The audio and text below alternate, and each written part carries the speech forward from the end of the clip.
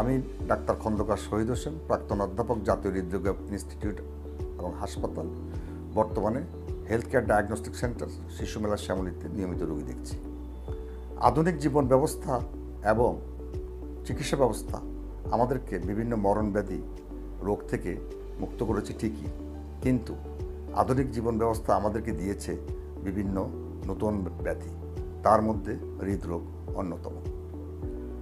আশঙ্কাজনক হারে হৃদরোগ বেড়েই চলছে। আজকে আমাদের আলোচনার বিষয়বস্তু হৃদরোগ, হার্ট অ্যাটাকজনিত হৃদরোগ এবং আমাদের করণীয়।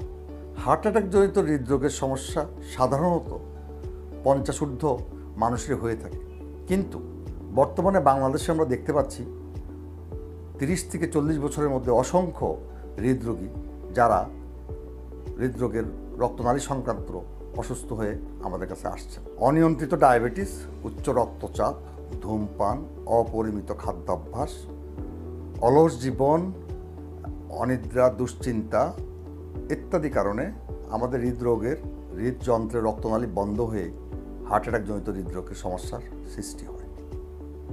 বুক ব্যথা, বুক জ্বালা, শ্বাসকষ্ট, হঠাৎ দুর্বল বোধ করা, ঘেমে যাওয়া, হঠাৎ অজ্ঞান হয়ে যাওয়া ইত্যাদি হৃদরোগের লক্ষণ। অল্প পরিশ্রমে আপনি ক্লান্ত হয়ে যেতে পারেন। যদি এমন মনে হয়, আপনি হৃদরোগের চিকিৎসকের পরামর্শ নিন, কারণ সঠিক সময়ে সঠিক সিদ্ধান্ত গড়ে দিতে পারে জীবন এবং মৃত্যুর পার্থক্য। সর্বশেষে যেটা বলতে চাই, প্রতিষেধক নয়, প্রতিরোধী হচ্ছে উত্তম।